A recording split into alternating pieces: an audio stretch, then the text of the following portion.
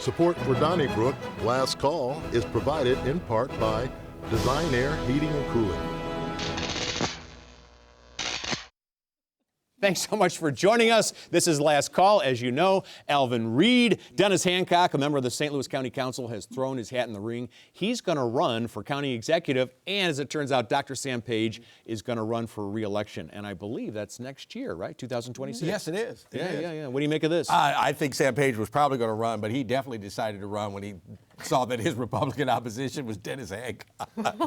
Yeah, the subject of a Tony Messenger expose. I don't know about the primary, who might take him out of the primary, but as far as the general, if Mr. Hancock gets the nomination, I think that's a done deal. And that's kind of like an early happy Easter, I think, for Dr. Sam Page in terms of, Dennis Hancock, when you have that kind of an entree into the local political scene, when Tony Messenger, unearths your email that proves that you were being less than, you were being a little disingenuous about your understanding of state law. I don't know. I'm sorry. I supported Dennis Hancock for hiring his stepdaughter. I being from Chicago and nepotism, I remember Mayor Daley always saying, "What, a man can't help his family?" So I don't see it as such a big thing, and the fact that it was his stepdaughter, a blended family, made me like Dennis. Right, but he said he didn't know about it. I know. Okay. But then when that happened,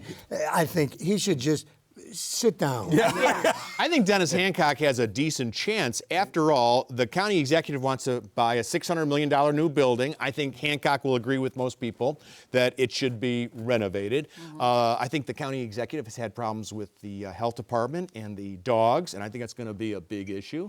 And I think that there are some other. I think overall life is good in St. Louis County. I'm not saying Sam Page won't get reelected, but I think Dennis Hancock is quite able. I think Dennis Hancock probably won't win his own primary. I think if somebody else really decided to run against it, Mark Mantovani. I was going to say Mark Mantovani. I was going to say, did anybody hear? I think it's interesting how, back in the day, if you were charged with something in criminal court, that could be the end of your political career, even if you end up having those charges dismissed by a brand new prosecutor. That is not the state of the world anymore. I think he can almost run on this.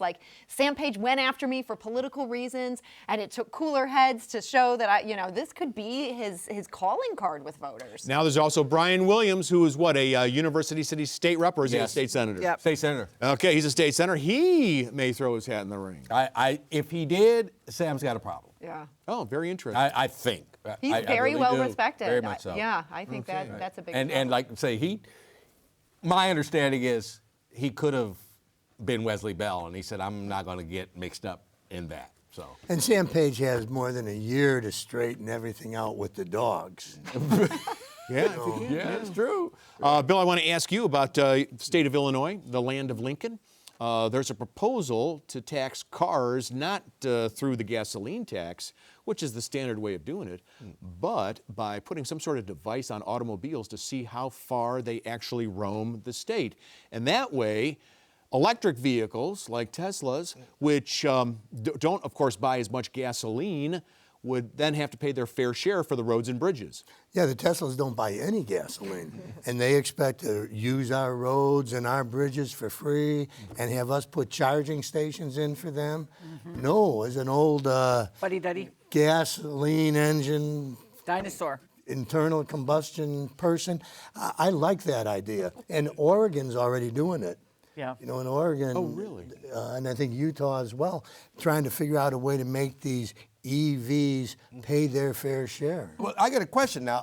Does it know when you cross the border? I mean, if I drive to California, will I then be charged more because I used more miles, even though I didn't use them in Illinois? And by the way, I was up Chicago way, and I get these tolls that I had driven through that I didn't have any idea. That doesn't sit right with me. Point of order, would anyone in a Tesla drive to California? Yeah. Don't you have to recharge it every couple hundred miles? I think you can now do that. You have to plan the trip. You have to plan. I have a neighbor who I'll goes. pay the bag fees at I Southwest. have a neighbor who goes to Florida all the time, and they have it all worked out. Yeah. Well, if there's that's a work. way, if there's speaking for our combustible engine dinosaur fuddy-duddies, if there's a way and they have these trackers or whatever these devices are that are in the cars, the black boxes. If there's a way to tax you across country, then I think we will do that. That's true. Oh, I will say this like also. it. The most gas guzzling car that we drive now gets like 26 or 27 miles per gallon, and back in the day they used to get 12. Right. Yes, So yes. there have Or been 8, changes on or 8. 8 miles an hour. I'm bothered by the government putting a tracker on my car. I don't care if it doesn't know exactly where I'm going. They've already got a tracker on your phone. I know, and I that's hate in the it. car, Like, what has so- happened to the Yeah. ability to commit mischief? Like, it's a real problem in America. And you've also been shipped by apparently. the COVID people. But it is like- They know everything. Politically, it's such an interesting time in America because right now nobody likes Tesla drivers. Like half of America hates Elon Musk. Yeah. The other half of America hates electric vehicels. So this proposal might actually have a chance of moving forward. Yeah. Tesla sales are way down. down. Way down. Way Yeah, down. way And down. here too. Who do I want to talk to? Wendy, how about you with Freeburg High School? You know, it's been the Midgets for a long time. And now there's a movement to change the Freeburg Midgets, that's the mascot actually, to something else. I think it's time. What do you think? To me, it seems like it's all the sensitivity to this type of thing is selective. And when you have Arrowhead Stadium or Gia Field or whatever you call it these days, they're still doing the tomahawk chop. I thought that was also supposed to be. I thought that was supposed to be a thing of the past. But now a little, a small town high school football team is going to have to change its name. The selectivity is what upsets me. That you've got stadiums. The Washington Redskins, they changed their name.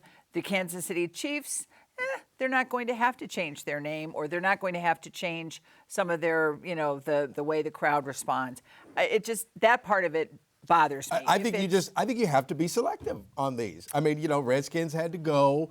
I wish they would stop the chop in Kansas City. I don't know how you stop it, but if these folks in the Freeburg. Midgetville Yeah. wanna keep it, But a lot of them can't- don't. I mean, a lot of them want to keep it. I'm sure that. Well, Well, you read a lot more. there's a level of offensivity or something. Yeah. Where like the Redskins, that's different than the Braves, for instance. Yeah, I agree. Yeah. And the Pekin High School in Illinois, Right. for years they were the Pekin Chinks.